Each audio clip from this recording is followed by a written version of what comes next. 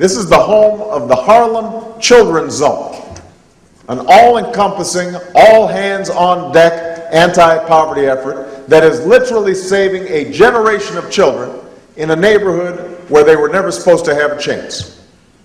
The philosophy behind the project is simple. If poverty is a disease that infects an entire community in the form of unemployment and violence, failing schools and broken homes, then we can't just treat those symptoms in isolation. Right. We have to heal. The Atlanta Promise neighborhood incorporates the communities of English Avenue, Vine City, and the West End, with some of the highest rates of emergency room admissions, childhood asthma, premature mortality, teen pregnancy, poor birth outcomes, and crime in the city of Atlanta. There is a great need for positive change. Some think the Atlanta Promise neighborhood is the solution. The Atlanta Promise neighborhood is modeled after the Harlem Children's Zone and is a Promise Neighborhood initiative of the U.S. Department of Education that seeks to improve the educational and developmental outcomes of children and their families of West Atlanta through a holistic approach. These kids are hungry. They've got all kinds of undiagnosed, untreated health problems. Mental health being the biggest one. Not enough food at home. Parents in just as bad a shape as the children. So our philosophy drifted over towards trying to take care of and help kids with these other issues and let the school system get its act together. Okay?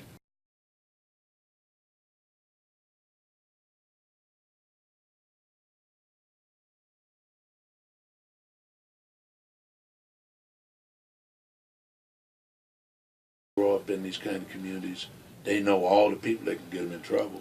Who's selling the dope, who's got the guns, who does the crime.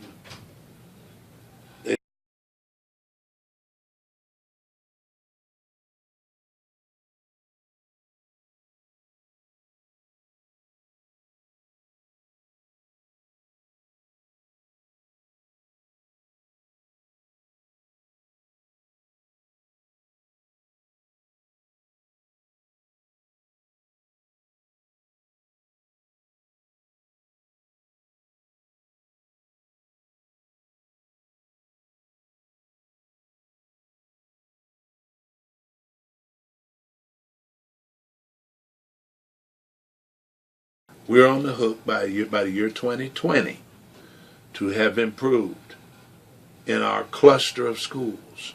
Student attendance, you can't learn if you're not at school.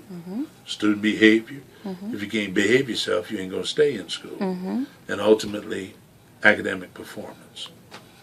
Okay. And take all these other social determinants off the table, the effects of poverty, meaning lack of health care, no access to health care, undernourishment, misnourishment, malnourishment, no place to play and exercise. If we can remove those barriers by doing what we told you we propose to do, we're going to send the kid to school, regardless of how good the school is, better prepared to learn.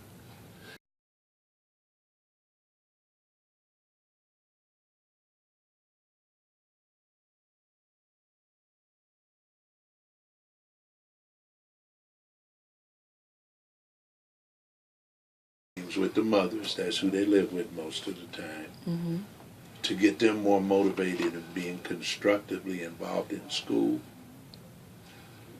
Health education classes, come learn about health things with your kids. Cooking classes, nutrition classes, and it wasn't a ground-shaking surprise, but I've been very heartened by the response we've gotten. You just have to approach people where they are, okay?